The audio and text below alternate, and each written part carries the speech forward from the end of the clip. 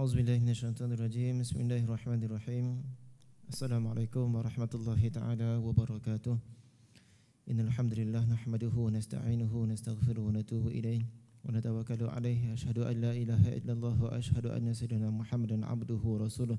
Allahumma salli ala sayyidina Muhammad al-Fatihi lima ughliq wal khatim lima sabaq. Nasiril haqqi bil haqq wa la hadi ila siratikal mustaqim. Sallallahu ala alihi wa sahbihi haqqa qadrihi wa miqdaril azim. Qala rabbi shrah li sadri wa yassir li amri wa hlul 'uqdatam min lisani yafqahu qawli. Amma ba'd. Sama-sama kita buka majlis dengan bacaan umul kitab dan juga kita hadiahkan Fatihah kepada Imam Syafi'i rahimahullahu taala dan juga kepada pengarang kitab As-Sittin Masalah Al-Imam Zahid Al-Misri rahimahullahu taala. Nafa'anallahu bihi wa bi'ulumihi fid dharain amin ya rabbal alamin. Al-Fatihah. A'udzubillahi minasyaitonirrajim. Bismillahirrahmanirrahim. Alhamdulillahirabbil alamin arrahmanir rahim maliki yaumiddin. Iyyaka na'budu wa iyyaka nasta'in. Ihdinas siratal mustaqim siratal ladzina an'amta 'alaihim ghairil maghdubi 'alaihim waladdallin. Amin. Alhamdulillah, syukur pada Allah Subhanahu wa taala. Allah Taala pertemukan kita pada jilsah Isnin seperti biasa. Yang saya hormati dan saya kasihi Fadil Ustaz Faris, Kak Jam, seluruh tuan-tuan perempuan hadirin hadirat mukminin mukminat yang dirahmati dan dikasihi oleh Allah Subhanahu wa taala. Apa khabar semua? Mudah-mudahan semua dalam keadaan sihat wal afiah. Amin ya rabbal alamin. Minta maaf banyak terlewatlah. Hari Isnin Zaujah sampai 7.30. Betul baru pecut. Kena buat shift macam itulah. Jadi insya-Allah kita sambung baliklah setelah mana lama kita terhenti. Yang mana bulan Rabiul Awal kita bagi peluang untuk sama-sama kita cas kembali mahabbah cinta kepada baginda Nabi Muhammad sallallahu alaihi wasallam, dan benda tu kena berterusan insya-Allah. Jadi kelas yang terakhir hari ini kita dah bincang berkenaan dengan perkara-perkara yang diharamkan bagi orang yang berhadas. Yang mana hadas ini kita para ulama eloknya kita bahagikan kepada 3 bahagianlah. Hadas yang kecil, hadas yang sederhana, hadas yang besar. Hadas tu bukan nisbah kecil tu maksudnya apa? Nisbah pantang larangnya yang kecil, ada 4. Manakala sederhana, nisbah pantang larangnya besar sikit, banyak sikit, iaitu ada 6. Manakala hadas yang besar ataupun hadas akbar, iaitu haid dan juga nifas, itu hadas yang besar, pantang larangnya banyak sikit, iaitu sampai 10 pantang larang bagi orang yang berhadas haid. Jadi Allahumma salli ala sayyidina Muhammad. Kalau kita lihat dalam masalah haid yang kita dah sentuhkan, pantang larang bagi orang yang haid dan juga nifas ini, mereka tidak boleh untuk nak solat. Itu kita sedia maklum. Kalaulah solat itu lebih besar lagi daripada uduk pun tak boleh buat, apatah lagi kalau ketika mana haid nak beruduk. Maka dalam mazhab kita tidak diistilahkan sunat beruduk bagi wanita yang datang haid, walaupun sebelum dia nak tidur. Jadi sebelum nak tidur tadi tu dia hanya basuh sajalah, tapi tak boleh niat untuk mengambil uduk. Kerana uduk ni hanya membawa maksud ibadah semata-mata. Berbeza dengan mandi. Mandi boleh jadi mandi yang sunat, mandi adat ataupun mandi kerana ibadah. Tapi untuk uduk maka hukumnya tidak boleh. Dan kita dah sentuhkan di antaranya wanita-wanita haid ini tidak boleh, pada asalnya tidak boleh duduk dalam masjid. Walaupun pakai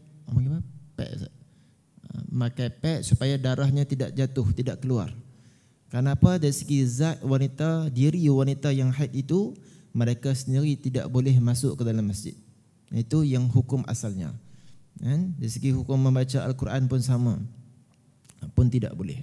Yang dimaksudkan kita dah terangkan sebelum ni, bahawasanya yang dimaksudkan membaca itu apabila kita keluarkan suara kita, maka tidak boleh. Tapi kalau sekadar macam tu tak apa, ataupun di hati tidak mengapa. Dan kalau sekiranya bacaan Quran itu sekiranya dengan niat untuk zikir, maka hukumnya tidak ada masalah.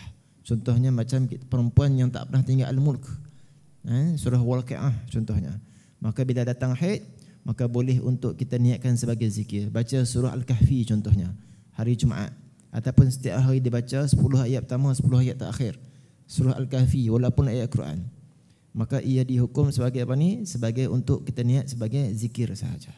Jadi malam ni pengarang akan bawa kita tajuk yang seterusnya, tajuk tentang perbahasan tayamum. Cuma ada sikit pengarang akan sebutkan tentang, kita nak sebutkan sikit tentang perbahasan tentang wanita ni, yang mana melibatkan darah haid, darah istihadah, darah nifas, kemudian dalam keputihan ataupun kelembapan faraj.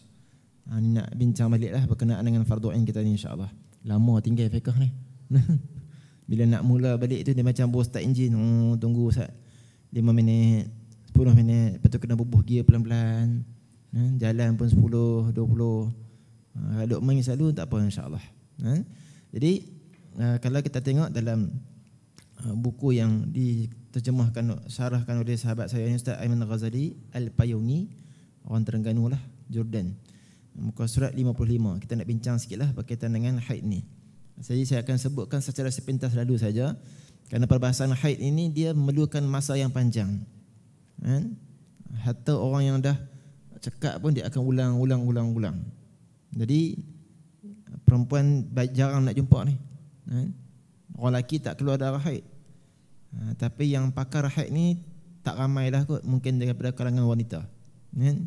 Kan ramai orang wanita yang pakar tentang haid, ataupun kurang lah. Jadi walaupun orang lelaki tak keluar haid, tapi kita mengaji juga. Kenapa? Nisbah ilmu ni kepada sahibul syariat, kepada baginda Nabi kita Muhammad SAW. Nabi pernah sebut tentang haid. Kemudian ilmu ni mulia, lelaki perempuan semuanya kena mengaji. Jadi kita bincang sikitlah secara ringkas sahaja, tak boleh nak detail-detail. Kalau soalan detail-detail tu teruk kat saya. Kenapa? Dia akan main darah istihadah nanti. Saya ni keluar adat, biasa bulan ni 6 hari, bulan depan 9 hari. Dalam bab istihadah saja dia ada 7 bahagian. Di antara bahagian tersebut al-mutahayyirah, yang memeningkan kepala. Itu namanya mutahayyirah tu. Adah ghair mumayyizah, adah mumayyizah, mutahayyirah. Mutahayyirah itu maksudnya yang memeningkan kepala. Itu namanya tu. Ada 7 bahagian dalam bahagian istihadah. Okay, nah? Jadi kalau untuk wanita yang keluar haid ini disebutkan bahawasanya Nabi SAW sebut, inna haza amrun katabahallahu ala banati Adam. Ini merupakan perkara yang sudah ditentukan kepada anak perempuan anak Adam. Maksudnya itu sebagai ujian kepada anak Adam perempuan yang apabila keluarnya haid. Jadi haid ini merupakan darah semula jadi, yang keluar secara normal. Ada yang keluar tak secara normal, ada yang tak secara normal, luar biasa maksudnya. Contoh macam Sayyidah Fatimah Al-Batul Az-Zahra, beliau tak keluar haid, itu luar biasa. Jadi perempuan kalau kata keluar haid itu normal, itu tanda apa? Ala sabilis sihah, itu tanda sihat. Tapi ada perempuan yang tak keluar haid, tapi bukan bermaksud tidak sihat. Macam Sayyidah Fatimah Az-Zahra radhiyallahu taala anha. Dia panggil apa? Kenapa disebut sebagai Az-Zahra?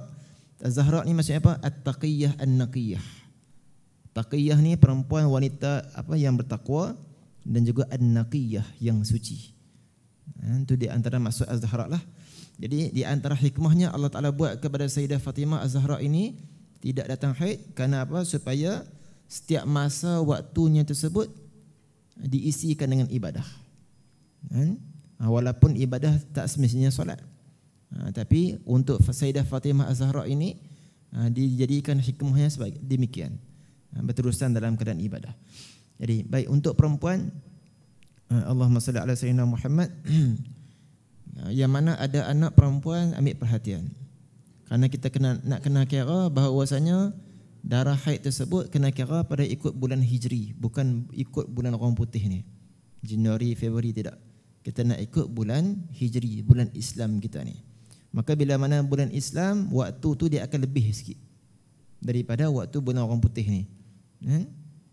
Kalau guru kita Syekh Fahmi Zamzam baru ni, bila minta kepada Allah Ta'ala untuk meninggal pada umur 63 tahun pada bulan Rabiul Awal, Masya Allah. Jadi bila masa awal tahun itu 63 tahun umur hijrinya, beliau telah buat kenduri kesyukuran. Syukur alhamdulillah dah sampai umur 63 tahun. Lalu minta kepada Allah Taala untuk meninggal pada umur 63 tahun Hijri. 63 tahun lah. Jadi Allah Taala sayang kepada beliau. Jadi Allahumma salli ala sayyidina Muhammad. Umur kita ni kalau Hijri dia akan lebih sikit. Jadi perempuan kalau sekiranya dia sudah melihat darah 9 tahun, dia tak semestinya mesti cukup 9 tahun. Dia panggil istilahnya takribiyah. Takribiyah ni apa? Lebih kurang sahaja. Maka bila mana lebih kurang, maksudnya kita kena andaikan sekurang-kurang haid dan juga sekurang-kurang tempoh suci. Sekurang-kurang haid berapa hari? Sebanyak-banyak haid berapa? 15 hari. Paling sikit tempoh suci berapa? Sehari semalam. Maka 15 campur dengan 1 jadi 16 hari. Kalau hari ni contohnya berapa bulan? Berapa Rabiul Akhir? Lupa habis dah. 8 bulan 11 ya. 3 Rabiul Akhir kan 4. Kau malam ni 4 ke? 3 lah kan? 3 Rabiul Akhir. Kalau contohnya seorang perempuan hari ni, seorang budak-budak perempuan hari ni 3 Rabiul Akhir. Dia cukup 9 tahun Qamariyah, iaitu dalam bulan Islam. Setelah dia lahir sampailah hari ini cukup umur dia 9 tahun. Kalau sekiranya dia telah lihat darah sebelum 16 hari sebelum 3 Rabiul Awal ini. Contohnya dia tengok darahnya keluar pada 25 Rabiul Awal. Jadi 25 Rabiul Awal kita kira dah. 3 2 Rabiul Akhir, 1 Rabiul Akhir. Lepas tu 30 Rabiul Awal, 29, 28 Rabiul Awal, 27, 26, 25. Baru 8 hari. Maka kalau 8 hari dikira masih lagi haid ataupun tidak? Dikira sebagai haid. Kenapa?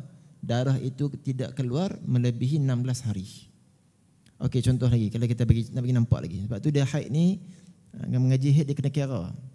Contohnya lagi, kalau seorang perempuan dia sepatutnya cukup umur 3 Rabiul Akhir ini 9 tahun. Tiba-tiba dia lihat pada 10 Rabiul Awal. 10 Rabiul Awal dah nampak darah dah. Jadi cuba kira balik. Daripada 3 Rabiul Akhir tolak lebih 16 hari. Darah yang kelihatan itu namanya darah apa? Darah istihadah ataupun darah fasad.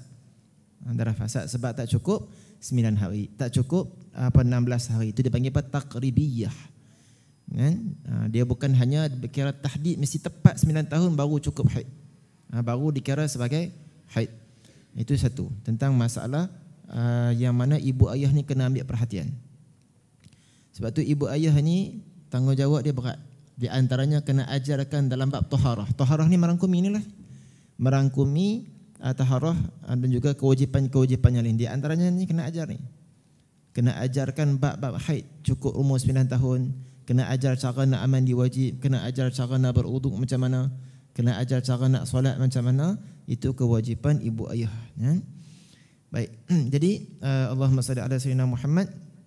Itu satu perkara. Kemudian disebutkan bahawasanya tempoh haid ini paling sedikit sehari semalam, 24 jam. Kalau sekiranya ni masalah haid tu keluar putus-putus pula.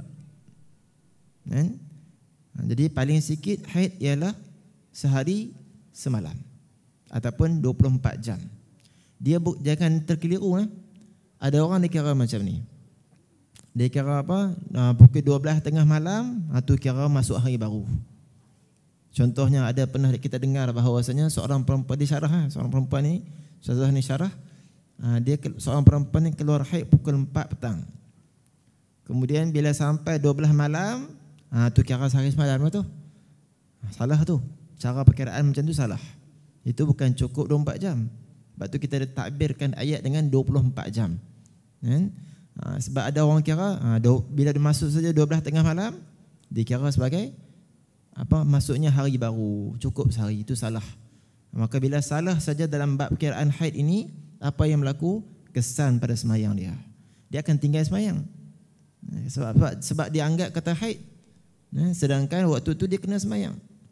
Ini masalah yang sangat penting.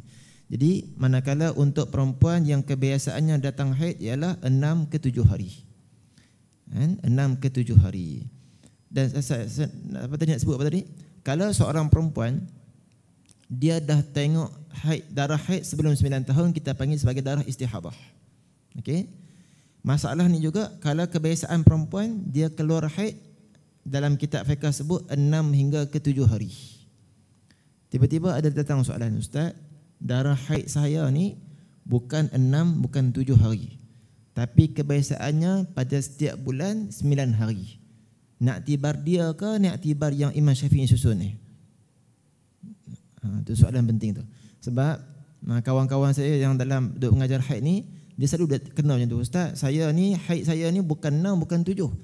Kebiasaan haid saya ni 9 hari. Bagi buah mati terus. Kamu nak ikut kamu ke nak ikut yang istiqra' Imam Syafi'i? Imam Syafi'i tanya, bukan tanya orang perempuan di Mesir.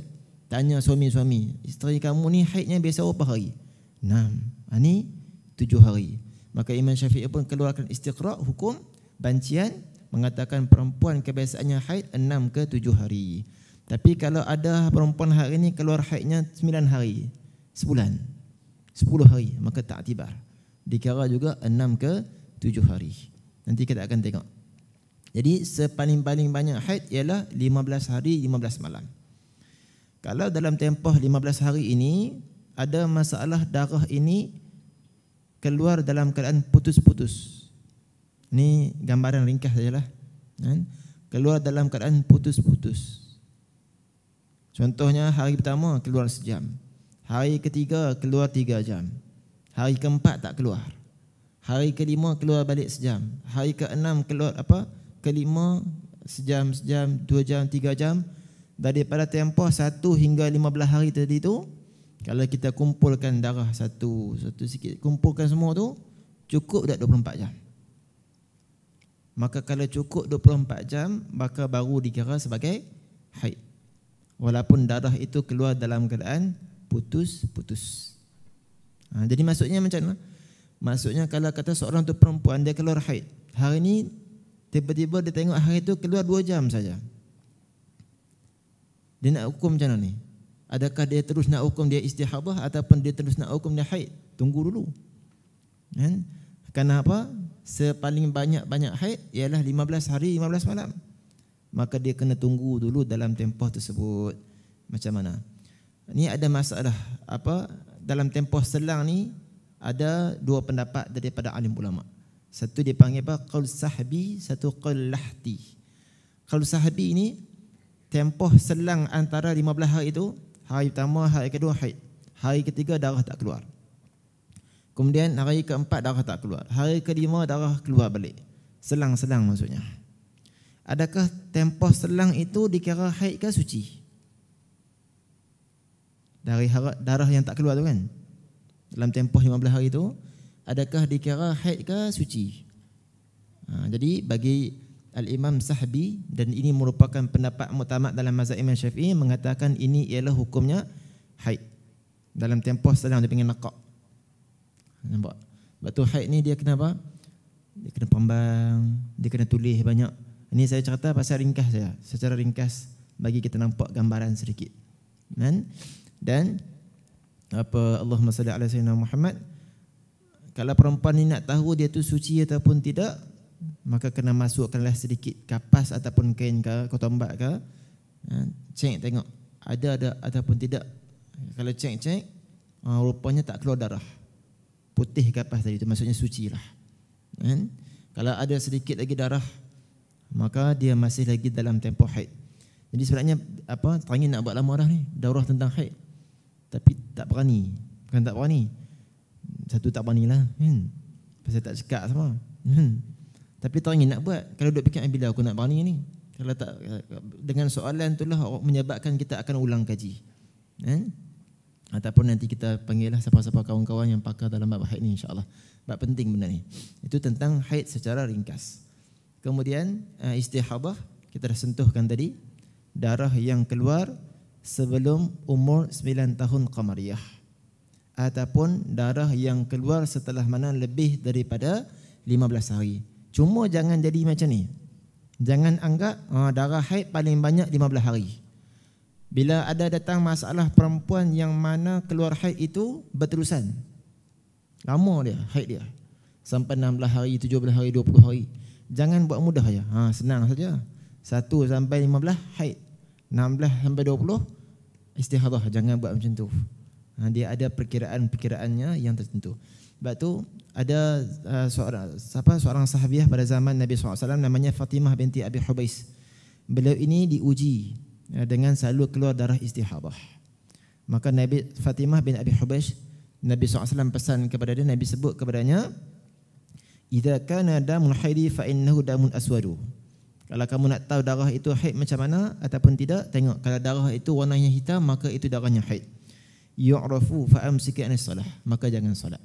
Sebab ni Fatimah ini di antara sahabiah yang selalu keluar darah haid lama, bukan darah haid, darah istihadah. Diuji macam tu.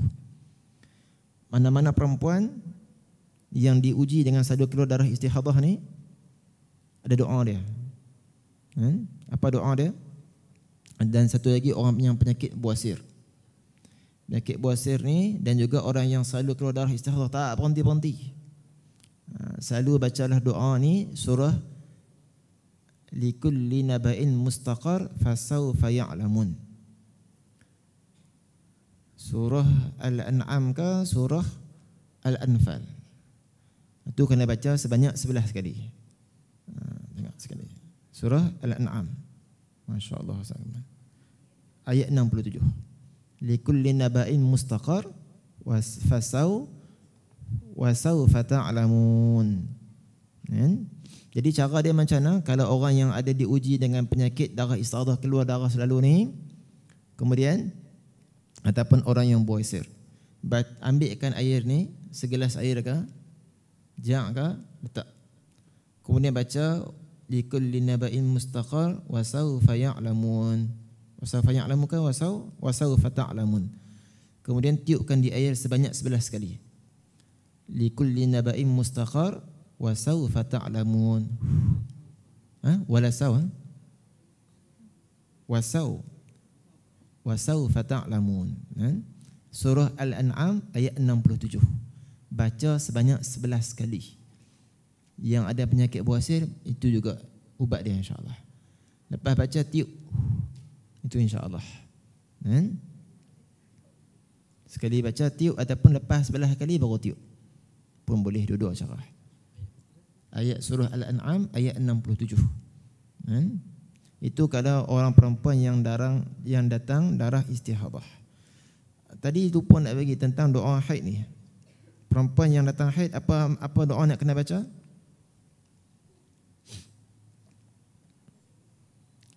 Ini satu hadis daripada Sayyidatina Aisyah radhiyallahu taala anha. Sayyidatina Aisyah kata apa? Ma min imra'atin tahidu. Tidaklah ada di kalangan mana-mana perempuan yang datang haid illa haiduha kaffaratun. Melainkan haidnya itu menjadi kafarah lima madha min zunubiha. Menjadi kafarah terhadap dosa-dosanya yang telah lalu. Wa in qalat anna haidha. Dan apabila perempuan ini berkata ketika dia datang haid, apa doa dia? Alhamdulillah ala kulli halin. Itu kita pernah bagi kan? Salin doa ni. Yang tak keluar haid pun salin. Alhamdulillahi ala kulli halin. Alhamdulillah ala kulli halin. Kemudian wa astaghfiruka min kulli zambin.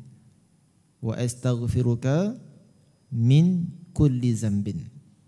Ini baca walaupun dah berhenti haid ke sebagainya, tulis nanti untuk bagi kepada anak cucu nanti insya-Allah. Alhamdulillah ala kulli halin wa astaghfiruka min kulli zambin. Nampak tak? Sayyidatina Aisyah ni sebut apa tu? Walaupun perempuan tu datang haid, tetap juga alhamdulillah. Kenapa? Di antara sifat Nabi kita Muhammad SAW, Nabi ini kalau datang benda yang menyeronokkan, Nabi akan sebut alhamdulillah allazi bi ni'matihi tatimmus salihat. Tu kalau sahabat tengok Nabi ni seronok, Nabi akan sebut yang tu. Kalau ada benda yang tak menggembirakan Nabi, Nabi akan sebut alhamdulillah juga. Alhamdulillah ala kulli halin. Kita kalau benda yang tak menggembirakan, orang tanya macam mana hari ni? Bolehlah. Tak kena dengan sunnah Nabi. Alhamdulillah ala kulli hal ini atau benda yang Nabi sebut bila mana benda sebut tidak menyenangkan Nabi. Kata Sayyidina Aisyah, siapa yang baca doa tersebut, kutiba laha bara'atun minan nar. Yang baca doa tersebut, nescaya akan ditulis dia itu selamat daripada api neraka Allah Subhanahu wa taala. Wa amanan minal azab, dan juga akan selamat dari azab.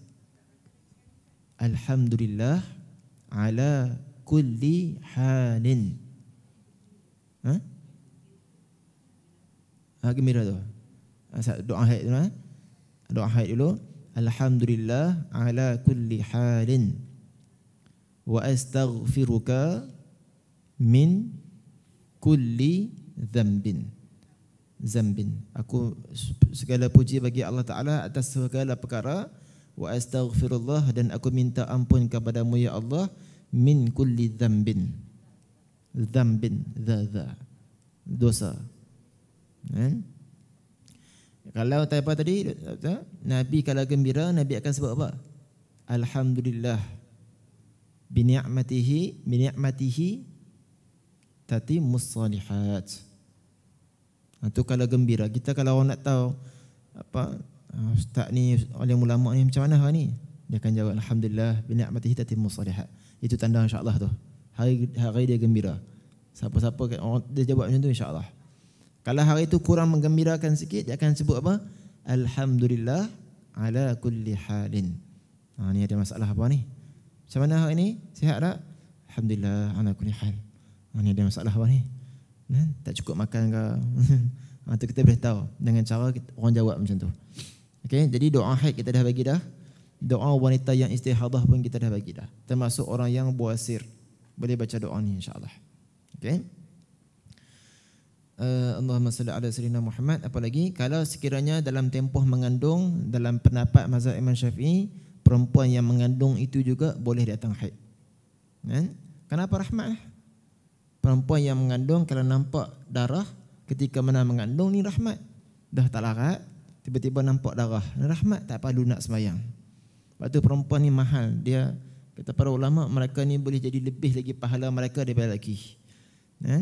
Kadang-kadang duduk ibadah, tiba-tiba my time haid, pahala pun jalan juga.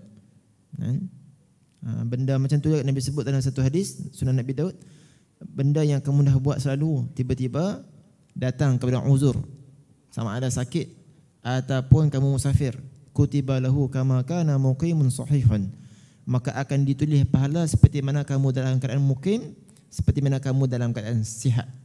Pahala berjalan sesuatu saja. Bahkan sebagian para ulama mencadangkan kalau perempuan tu datang haid, dia kata ya Allah, kalau boleh aku nak semayang tadi, tapi nak buat macam mana? Ini arahan, aku tak boleh nak semayang, maka dapat pahala. Maksudnya biar ada azam ketika mana dia diuji macam tu. Itu sebahagian disebutkan yang demikian. Okey, Allahumma salli ala sayyidina Muhammad. Jadi untuk bab istihadah paling panjang sekali, ada 7 bahagian. Kemudian untuk bab nifas, nifas sekurang-kurangnya majah. Majah ni berapa? 10 ludah. Majah dalam bahasa Arab ludah. Sak saja, cek saja keluar. Lepas tu tak keluar ada darah nifas. Itu paling sikit tempoh nifas. Paling banyak tempoh, paling kebanyakannya 40 hari. Tu panggil tempoh pantang. 40-44 hari habis pantang. Sedaknya tempoh pantang.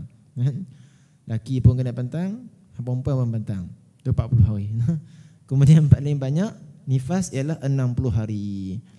Kalau sekiranya perempuan ini Allahumma salli ala sayyidina Muhammad, selepas mana melahirkan anak, kemudian darah tidak keluar. Darah tidak keluar, tapi keluar selepas mana 15 hari. Contohnya hari ini beranak 3 Rabiul Akhir. Lepas 15 hari baru darah mula keluar. Maka darah yang keluar tu dipanggil darah apa ni? Darah lepas 15 hari. darah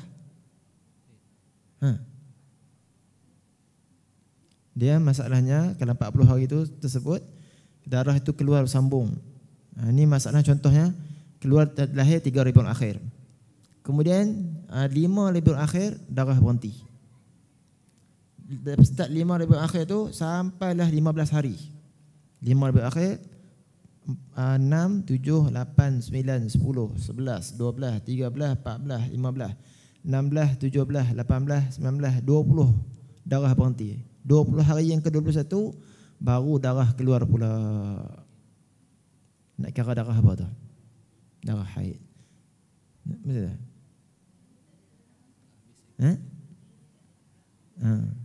Mula dia keluar darah, kemudian darahnya berhenti.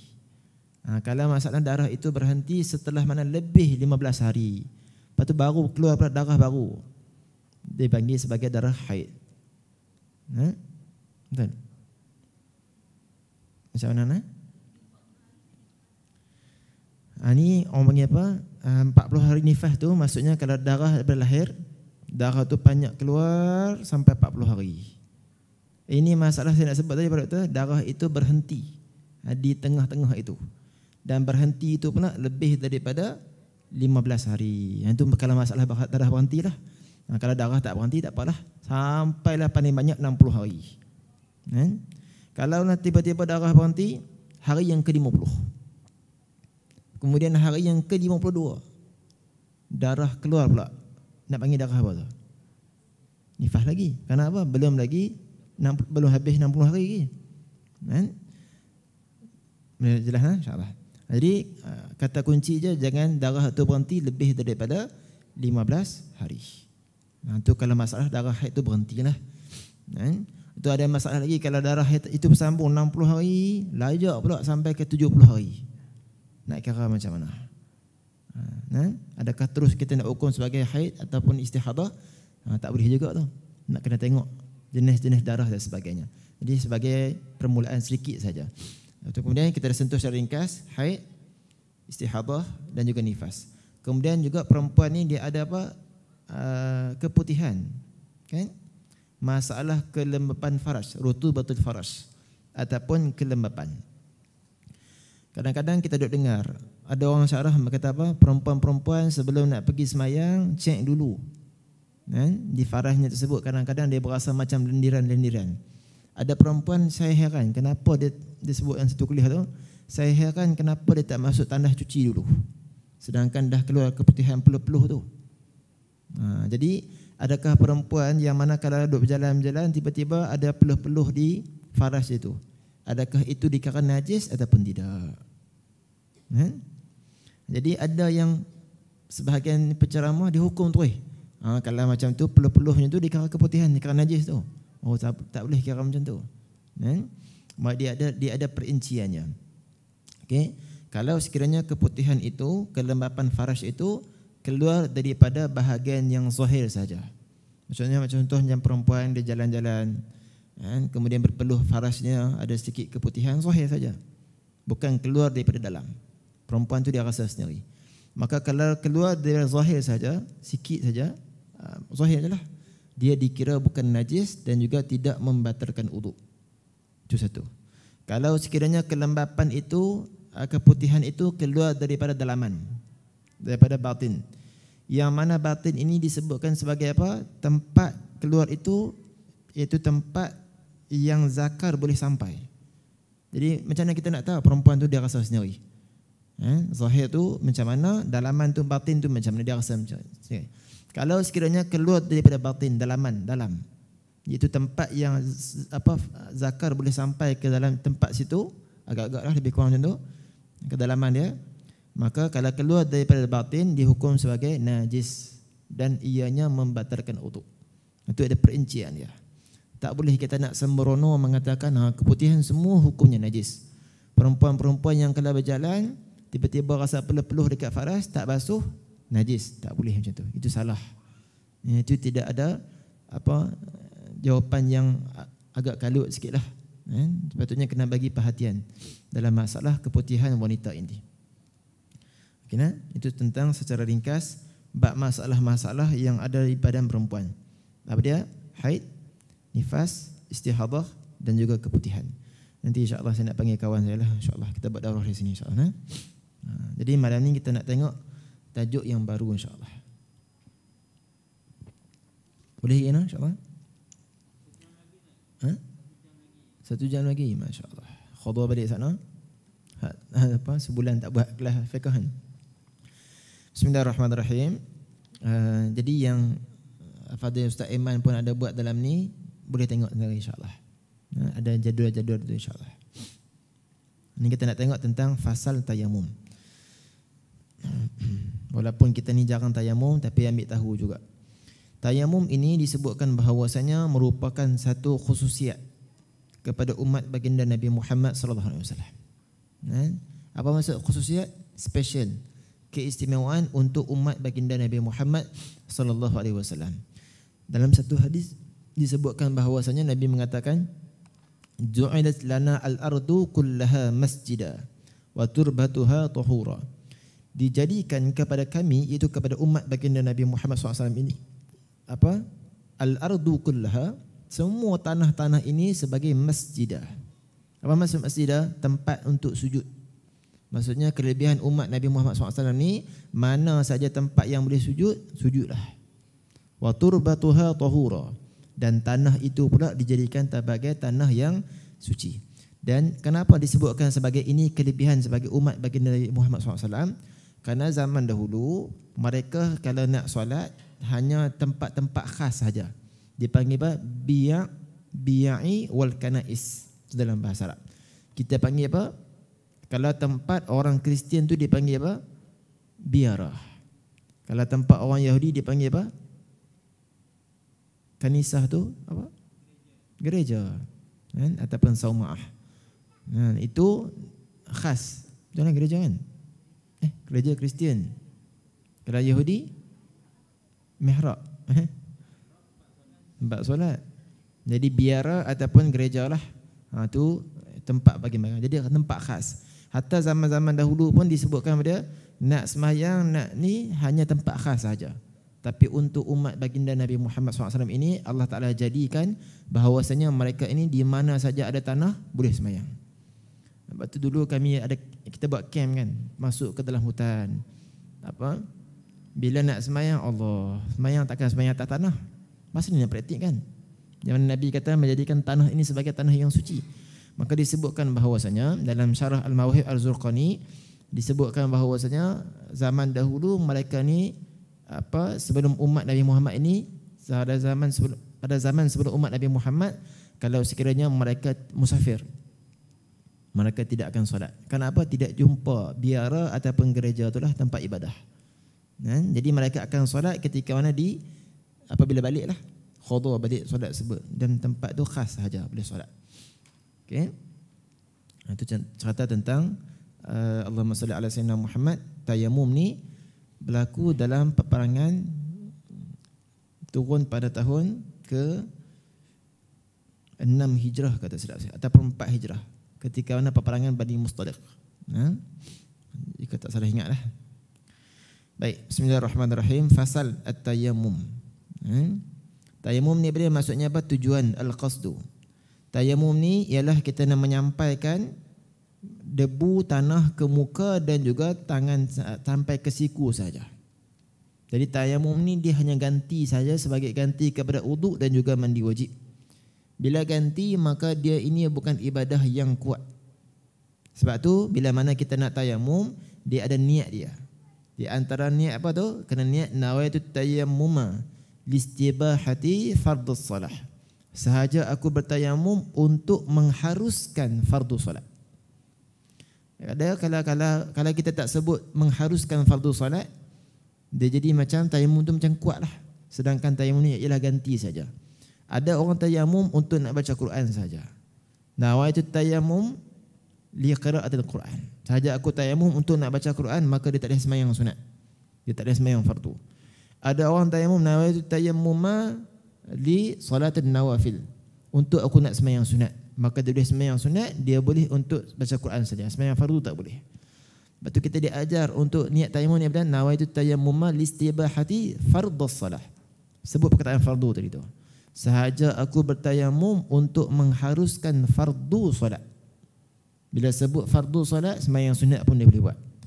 Dia juga boleh baca Quran. Sebab ambil yang atas terus. Benda yang besar boleh tarik benda yang kecil. Itu kaedah dia. Tengok di sini, diharuskan bertayamum ketika yang pertama terdapat uzur. Kerana ada keuzuran. Yang dimaksudkan uzur ni ada dua lah. Nanti dia ada bahagi dah siap-siap ni. Yang pertama di sini tengok bawah tu, keuzuran yang dimaksudkan ialah keuzuran daripada menggunakan air kerana sakit. Tayamum tak semestinya tidak ada air. Air ada, tapi disebabkan sakit. Kalau guna juga kena di badan, maka menyebabkan bertambah sakit tadi tu, maka tayamum. Dua saja anggota aja, muka dan juga tangan. Jangan sampai kita nak tayamum berguling-guling kat tanah tadi tu, tak payah. Dua saja. Alhamdulillah zaman kita ni mudah. Ada farmasi yang jual tanah pula. Debu-debu untuk kita nak bertayamum. Mudah semua zaman sekarang ni kita mudah, alhamdulillah. Okey. Kemudian dia kata di sini masalah. Jika orang yang sakit itu berhadas besar dan hendak mendirikan solat, contohnya dia berjunub, dia kena mandi wajib. Kemudian dia nak kena sembahyang, maka hendaklah dia ni tayamum dua kalilah. Sebab tayamum ni untuk satu fardu. Satu fardu dan banyak sunat. Jadi bila dia ada hadas besar, dia ada satu fardu. Bila dia nak sembahyang, dia ada fardu lagi, maka dia kena tayamum dua kali. Satu tayamum untuk mandi hadas tadi tu, ganti mandi hadas. Satu lagi tayamum kerana nak solat, sebab dua fardu. Jadi kaedah dia tayamum ni satu fardu sahaja. Dan banyak sembahyang sunat, banyak mana pun tak apa, tak ada masalah. Okey. Kemudian orang yang solat dalam keadaan tayamum kerana sakit ni, adakah solatnya dia kena qada? Nak sakit ni buat macam mana? Maka solat dalam keadaan tayamum lah. Kalau nak qada teruk dia. Pasal apa? Dia memang sakit. Tak boleh doktor kata kalau kena air ni sakit kamu ni akan bertambah sakit. Maka orang macam ni tak perlu nak qada solat. Maksudnya sakit sungguh. Okey, satu. Kemudian ini dipanggil apa ni? Allahumma salli ala sayyidina Muhammad. Dia dalam istilah syarak ni dipanggil apa? Ketiadaan air, faqdul ma'i hissi ataupun maknawi. Hissi ni apa dia? Ini bahagian kedua ni. Terhalang daripada menggunakan air. Maknawi dipanggil. Ada memang satu yang masalah dia di tayamum sebab tidak ada air. Tu faqdul ma'i hissi, air memang tidak ada sungguh. Satu lagi bahagian yang kedua, air ada tapi tak boleh nak menggunakan air tersebut disebabkan sakit dan sebagainya. Tengok di sini, perkara yang kedua diharuskan tayamum kerana apa? Terhalang daripada menggunakan air. Nampak? Yang pertama dia bahagikan di sini, tidak ada air di kawasannya atau di kawasan sekitarnya. Kawasan tu memang tak ada air dah. Orang kata nanti kamu sampai di musafir ni, kawasan ni memang tidak ada air dah. Macam mana pun cari memang tidak ada air. Saya tengok satu video tu kan di China ke, satu bukit tu orang pergi situ kena baca Quran. Bila baca ayat Quran baru ayat turun mencurah-curah. Situ memang tidak ada ayat. Kalau baca Quran bukit tu baru turunkan air. Masya-Allah, subhanallah. Di China China kan. Jadi di sini Allah kalau kita diberitahu bahawa tempat itu tidak ada air kawasan dia, maka dia kata di sini kena cari sekadar mana suara jeritan. Merit, agak-agaklah suara kita ni sampai terang mana cari. Itu minta maaf. Itu kalau sekiranya kawasan tu setelah mana ada air kemudian tiada air, kena cari dulu. Sekadar mana suara jeritan ataupun anak panah. Anak kita kalau kita panah jauhnya mana? Berapa? 150 meter. Macam mana?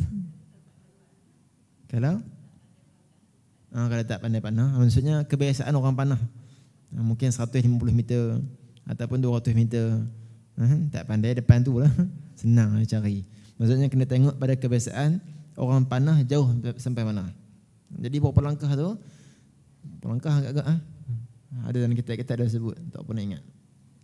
Okay, tengok lagi. Kemudian tidak boleh menggunakan air kerana air tidak mencukupi. Misalnya air yang dimiliki hanya cukup untuk binatang ternakan sahaja. Nampak? Ini syarat kita ni nak ajar supaya ni kita hormat makhluk-makhluk Allah Ta'ala yang lain. Kita musafir ada kucing, ada sebotol saja. Kemudian kawasan tu pula tidak ada air. Kita kalau nak gunakan sebotol air tadi itu menyebabkan kucing tadi mati, maka syarak suruh jaga lagi kucing tu, sebab dia haiwan yang muhtaram, haiwan yang dimuliakan oleh Allah Ta'ala. Jangan kamu gunakan air tadi walaupun sebotol saja kamu ada. Jangan kamu gunakan untuk berwuduk. Kalau kamu gunakan juga haram hukum dia. Kerana apa? Boleh menyebabkan kita dahaga ataupun haiwan yang bersama dengan kita itu pun dahaga lalu mati. Maka kita dikira apa ni? Kita dikira membunuh haiwan tadi itu. Nah, dalam keadaan kita nak beribadah ni, nak sembahyang, tapi menggunakan air untuk nak sembahyang dalam keadaan ada makhluk Tuhan yang lain yang memerlukan juga, maka ibadah yang kita buat tu jadi apa ni? Haram. Kenapa? Tidak menjaga nyawa. Sampai macam tu dibincangkan sekali. Ni nak cerita pasal tayamum ni, pasal masalah kita ni tidak ada air ni jaranglah. Cuma bab sakit tu boleh jadi. Dia akan bincang nanti masalah balutan tadi tu. Balutan itulah yang akan jadi banyak sikit. Balutan apa? Patah dekat bahu. Ni orang panggil bahu pula. Patah dekat ni panggil siku. Sebut bahu tunjuk siku. Patah dekat sini. Ini nak kena bincang banyak ni. Dalam masalah ni rasanya air tidak ada air ni, alhamdulillah lah kita ni lebih ayak pula. Sampai banyak guna. Guru saya Syekh Yusri pernah buat khutbah sebab satu hari dia tengok orang duk basuh kereta guna paip tu. Ayak melimpah dekat jalan. Naik khutbah cerita pasal ayak aja. Perang sejam. Asal daripada air ni sebagainya tu cerita pasal. Jadi di sini untuk masalah tayamum ni kita nak bincang paling banyak apa? Dekat balutan. Orang yang balut macam mana ni? Adakah dia balut terus balut tanpa berwuduk ataupun balut berwuduk dulu baru balut? Itu bincangan dia. Kemudian adakah dia balut itu lebih ataupun lebih balut maksudnya lebih pada hak dia ataupun memang itu keperluan dia? Itu perbincangan yang penting dalam bab tayamum. Nak sebut malam ni kan macam mana? Baca dulu sikit insya-Allah. Fasal syarat-syarat tayamum. Syarat-syaratnya ialah masuk waktu solat. Mesti masuk waktu solat. Dulu saya teringat lagi wan saya lah. Wan saya lelaki, kalau belah Perak, wan tu perempuan. Siapa orang Perak? Wan saya dulu ni masa mesin rumput. Jari dia ni, mesin rumput tu terkena jari ni, putus jari ni. Jari ni ruas ni putus. Jadi masa tu nak semayang, tak boleh berwuduk. Kalau ambil wuduk kena air sakit lagi lah. Dia pula Tok Imam Khatib. Kita, Wan, budak-budak kecil tu, nak orang dah azan dah ni, kenapa tak ambil wuduk pergi siap pergi masjid? Tu tak padan kecil tegur Tok Wan tu. Dah satgi lu tunggu azan dulu. Satgi lewat Wan pergi semayang Jumaat. Wan kan nak khutbah. Tak boleh. Pasal apa tak boleh pula? Tu orang apa ulama sebut, seseorang ni akan jadi musuh. Al-mar'u aduwwun lima jahila. Kita akan jadi musuh apabila kita tak tahu benda tadi tu. Rupa-rupanya syarat nak tayamum ni mesti kena masuk waktu dulu. Kita komen lah. Tak boleh kena tunggu masuk waktu. Sebenarnya tak apa pun ambil wuduk. Ni bukan wuduk, ni tayamum. Sebab kita tak reti komen. Jadi waktu tu kita pun, awak wan main lewat semayang, tidak dak pi awal. Ni tangan tak boleh kena ayak. Dia kata, buang kata nak kena masuk waktu dulu baru tayamum. Baru nampak dulu macam mana ni orang panggil masuk waktu setelah mana, tayamum setelah mana masuk waktu, baru betul. Kalau ambil wuduk ataupun tayamum sebelum masuk waktu, maka hukumnya tidak sah. Kerana hukum ni apa dia? Tayamum ni yang pengganti saja. Dia bukan kuat. Dia kena mesti syarat masuk waktu dulu dengan yakin. Kemudian yang kedua, syaratnya lagi mencari air selepas masuk waktu tetapi tidak menemuinya. Baru ni 2-3 bulan yang lepas ada soalan tanya, Ustaz, kampung kami di Terengganu ni tidak ada air. Yang ada ialah sungai sebelah rumah tu.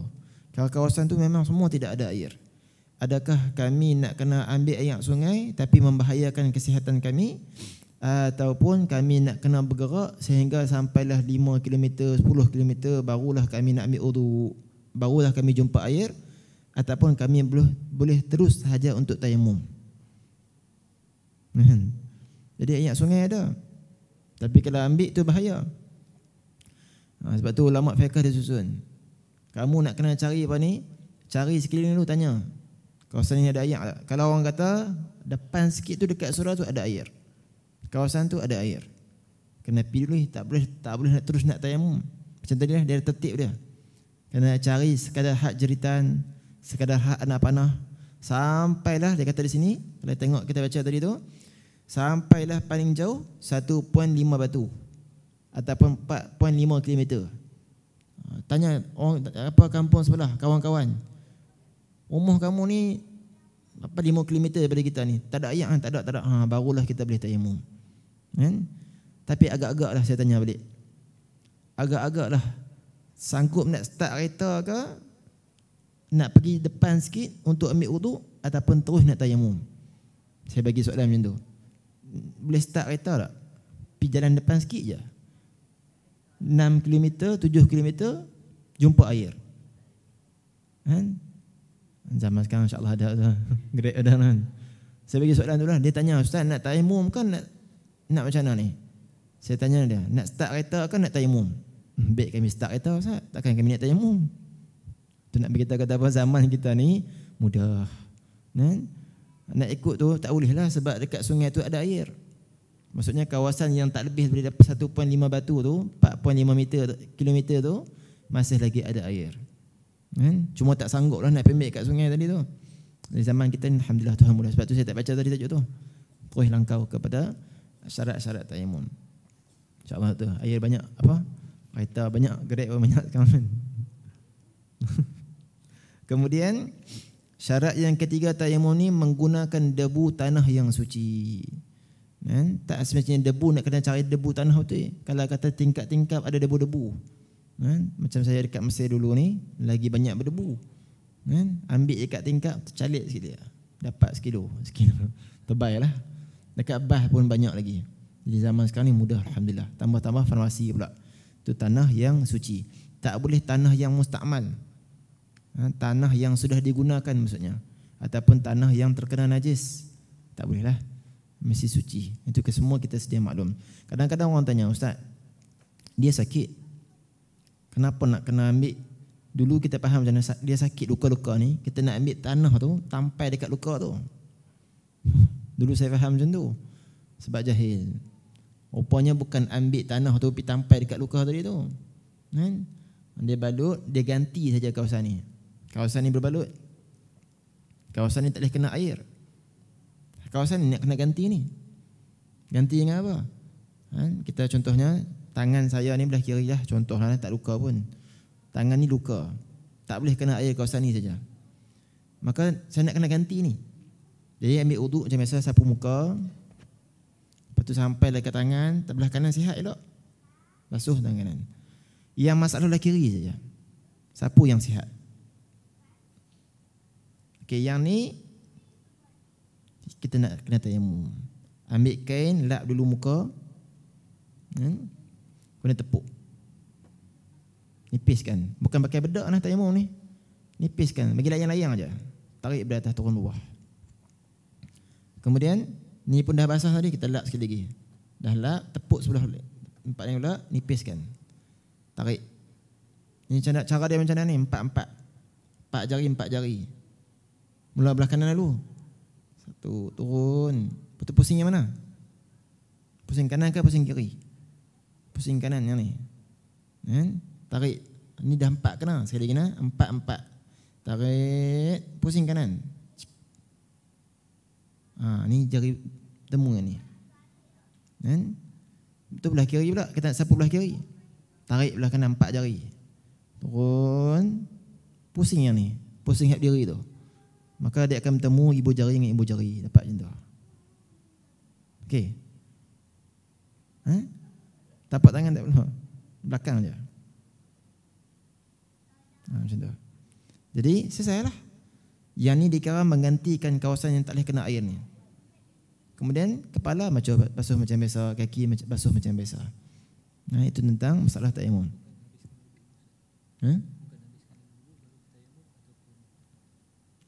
Apa? Ikut tertib tak? Ikut tertib. Tayamum dulu. Betul, habiskan kaki. Macam mana?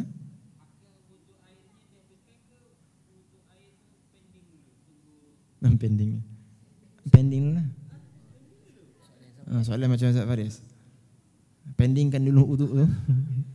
Tayamum, betul baru habiskan wuduk lah. Ya. Sambung yang gantikan tayamum.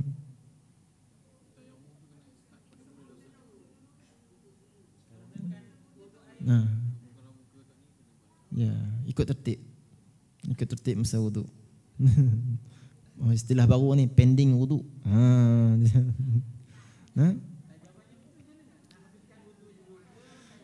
Habiskan tayamum dulu, baru wuduk. Tayamum dulu, ganti. Lepas tu barulah kita buat wuduk. Macam mana?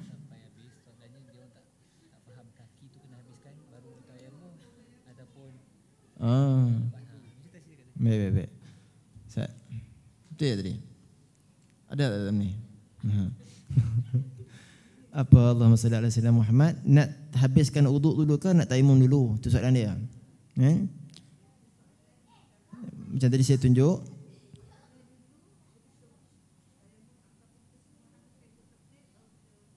Yang saya faham macam tu.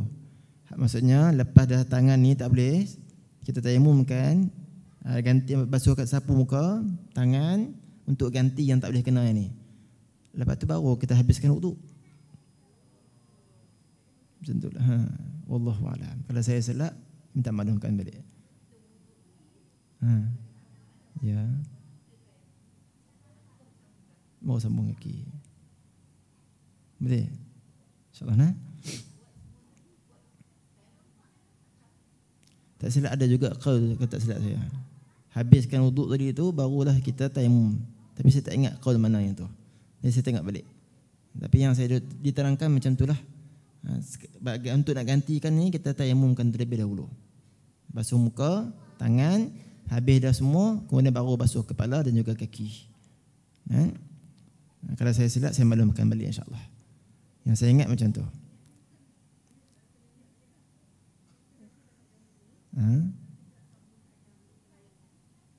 Niat masa nak tayamum tu niat tu lah. Masa nak sapu muka tu niat tayamum. Nawaitu tayammuma listibahati fardhas salah. Niat berwuduk masa mula-mula tadi tu. Masa kita dah basuh muka, ini kita nak tayamum pula, maka kena niat tayamum pula. Ini tu masalah balutan tu kita akan buat praktik satu lagi. Macam mana?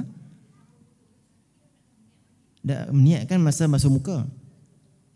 Masa ambil wuduk kita pun basuh, masa nak berwuduk niatnya di basuh muka. Masa tayamum juga begitu. InsyaAllah wallahu a'lam lah. Kalau saya silap saya akan betulkan nanti insyaAllah. Saya ingat saya macam tu.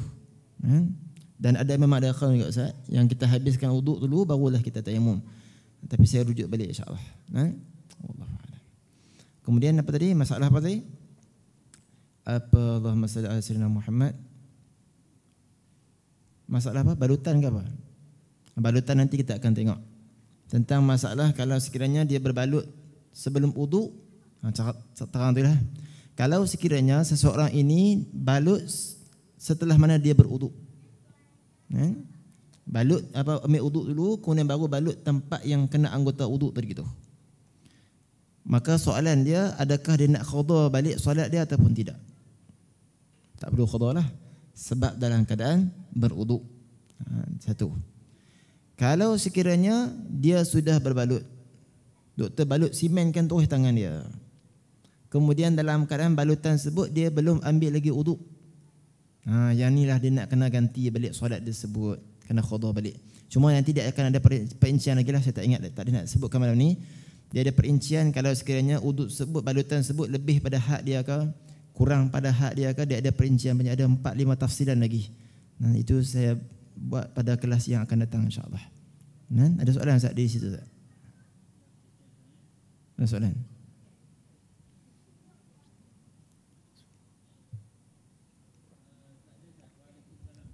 Waalaikumsalam. Masya-Allah. Ada soalan lagi tak? Okey. Kemudian Allahumma salli ala sayyidina Muhammad. Fasal yang terakhir, rukun tayamum. Nampak di sini. Rukun tayamum ada 4. Pertama, niat untuk mengharuskan solat. Yang kita sebut tadi tu. Nawaitu tayammuma listibahati fardhus salah. Satu, mesti kena niat. Yang kedua, menyapu debu tanah ke muka. Tengok 96. Tidak wajib menyampaikan debu ke tempat tumbuh rambut. Dia sebab kawasan muka saja. Dan bagi layang-layang saja. Jangan sapu macam wuduk. Wuduk kita sapu semua kan. Ini kalau kata tayamum sapu semua buat macam wuduk, bukan dia. Make up dengan debu tadi tu. Dia hanya layang-layang. Sebab tu kita sunat kita nipiskan, tepuk nipiskan. Macam tu ke? Nipiskan. Bagi layang-layang saja, tarik dari atas turun. Bukan macam wuduk. Dan wuduk tayamum ni tak sunat 3 kali lah. Ni tepuk sekali sapu. Dia kata apa, sunat buat 3 kali. Tak. Kumur tak. Lagi ada ni bab sunat tayamum Ustaz kan. Kita habis sampai sunat-sunat tayamum insya-Allah. Kemudian menyapu debu tanah pada kedua-dua belah tangan. Macam kita tunjukkan cara tadi. Yang keempat, hukumnya tertib. Iaitu sapu muka dulu, kemudian baru sapu tangan. Jika sapu tangan terlebih dahulu, kemudian baru muka, maka yang sah hanyalah sapuan pada muka sahaja. Kemudian sunat-sunat tayamum. Yang pertama, membaca Bismillahirrahmanirrahim. Yang kedua, mendahulukan anggota tayamum yang kanan daripada anggota kiri. Kalau saya tepuk, saya sapu belah kiri dulu. Sah tak? Sah je, sebab sunat. Sebab tu kita mulakan belah kanan. Belah kanan ni yang kita nak sapu. Bukan tarik ni. Tarik ni sebagai alat tu nak sapu. Ni yang kena ni maksudnya. Kalau mula belah ni hukumnya sah. Tetapi tak dapat pahala sunat, hukumnya makruh. Kemudian tu panggil apa? Yang ketiga, kita sunat menipiskan debu. Dia bukan berwuduk. Yang keempat, berturut-turut. Yang keempat ni berturut-turut. Lepas sapu muka, terus dia kena sapu tangan sampai ke siku. Boleh tak dia sapu muka dekat sini, kemudian dia pergi section 7 pula dia sapu tangan, debu. Sapu debu di tangan pula. Tak mualah maksudnya. Boleh je. Macam tu juga kita ambil wuduk. Ambil wuduk dekat sini, basuh muka dekat sini. Pergi basuh kaki dekat Masjid Negeri. Boleh tak? Boleh, tak ada masalah. Tapi bagi orang yang perempuan yang istihadah. Perempuan yang istihadah ataupun yang sentiasa dalam keadaan berhadas, sentiasa keluar angin, keluar air kencing. Orang macam ni mereka dipanggil ashabul uzur. Orang yang dalam keadaan uzur. Maka mereka wajib untuk muwalah. Muwalah dia lepas basuh muka kena basuh tangan sampai ke siku. Lepas habis wuduk wajib sembahyang terus. Itu kalau perempuan yang istihadah ataupun orang yang ada uzur tadi tu. Kita yang sihat macam ni tak ada masalah. Sunat sahaja untuk kita berturut-turut. Kemudian dan lain-lain lagi, bersiwak sebelum tayamum macam mana wuduk juga. Sebelum wuduk sunat kita bersiwak.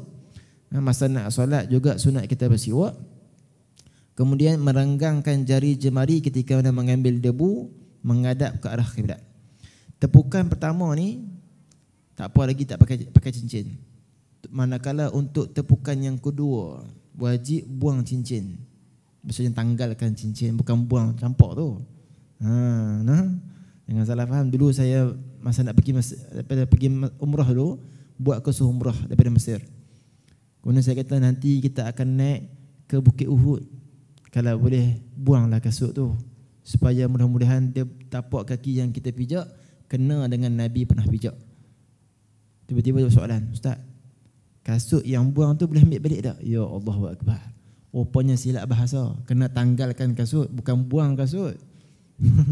Orang Kedah ni buang terus. Buang tu maksudnya tanggal lah. Orang Kedah kan. Orang ni tanggal, buang maksudnya buang terus, tanggal kasut. Kena perkara yang membatalkan tayamum beres no?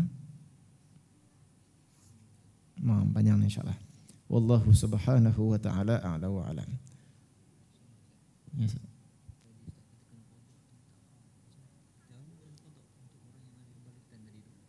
Kalau sekiranya balutan itu dilakukan tanpa uduk terlebih dahulu.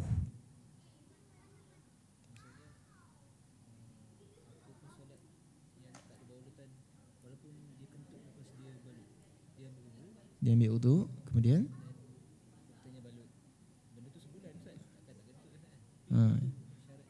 tak apa. Kalau sekiranya dia sebelum balutan tu pastikan dia ambil uduk terlebih dahulu. Kalau masalah kentut ke tak ada masalah. Yang penting balut dulu walaupun sebulan. Kan? Sebab tu dia ada perincian-perincian dia berkenaan dengan masalah balutan ni. So nanti kita akan bagi, saya ada buat kertas Ustaz. Ada beberapa tafsilan itu insya-Allah. Ada soalan yang lain tentang tayamum ni.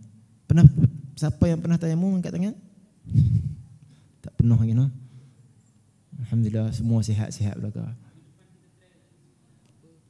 Esok minggu depan kita ada tayamum insya-Allah.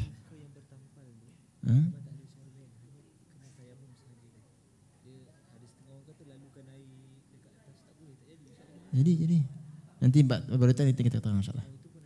Ada. Dia hanya lalu saja gitu. Macam mana tak? Walaupun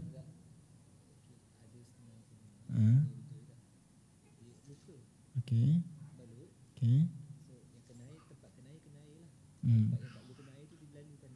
Ya. Boleh. Sah. Tak boleh khutbah. Tak payah tayamum. Tapi tu nak tengok dulu, balutan tu sekadar dia macam mana? Lebih pada had ke ataupun kurang ke macam mana? Maksudnya contohnya patah dekat siku. Sepatutnya balut sikit je. Tapi dia balut sampai ke sini. Itu lebih pada had dia maksudnya. Itu dia tafsiran itu. Masuk air tadi tu. Ya. Hanya lalukan air saja. InsyaAllah. Nanti insyaAllah untuk dalam bab balutan orang masukkan air dekat ni semua ni kita akan perincikan insyaAllah. Soalan ada soalan itu? Tak ada. Aku salam je. InsyaAllah. Nanti saya dengar balik lah kalau ada salah silap insyaAllah. Lama tak main ni fiqah. Wallahu subhanahu wa ta'ala yang baik datang daripada Allah. Doa khatam terus. Benar faham. InsyaAllah kita baca doa akhir majlis insyaAllah. Khatam Quran. Betul? Baca doa khatam Quran. InsyaAllah. Bismillahirrahmanirrahim. ربنا انفعنا بما علمتنا ربي علمنا الذي ينفعنا ربي فقهنا وفقه أهلنا وقرابات لنا في ديننا مع أهل القطر أنثى وذكر ربي وفقنا ووفقهم لما ترتضي قولا وفعلا كرما وارزق الكل حلا دائما وأقل الأتقياء علماء نحظى بالخير ونكفى كل شر ربنا واصلح لنا كل الشؤون وأقر بالرضا منك العيون واقض عنا ربنا كل الديون قبل أن تأتينا رسل منون واغفر استر أنت أكرم من ستر وصلاة الله تغشى المصطفى من إلى الحق دعانا والوفاء بكتابه فيه للناس شفاء وعلى آل الكرام الشرفاء وعلى صاحب المصابيح الغرار اللهم اهدنا بهداك واجعلنا ممن يسارع في رضاك ولا تولنا وليا سواك ولا تجعلنا ممن خالف أمرك وعصاك وحسبنا الله ونعم الوكيل ولا حول ولا قوة إلا بالله العلي العظيم يا ربنا اعترفنا بأننا اقترفنا وأننا أسرفنا على لظى أشرفنا فتب علينا توبة تغسل كل حوبة واستر لنا العورات وآمن الروعات واغفر لوالدينا ربي ومولودينا والأهل والإخوان وسائر الخلان وكل ذي محبة أو جيرة أو صحبة والمسلمين أجمع آمين. ربي اسمع فضلا وجودا منا لا باكتساب منا بالمصطفى الرسول نهضى بكل سول صلى وسلم ربي عليه عد الحب وآله وصحبه عداد طش السحب والحمد للإله في البدء والتناهي. سبحان ربك رب العزة عما يصفون وسلام على المرسلين والحمد لله رب العالمين في كل لحظة أبدا عدد خلقه ورضا نفسه وزنة عرشه ومداد كلماته.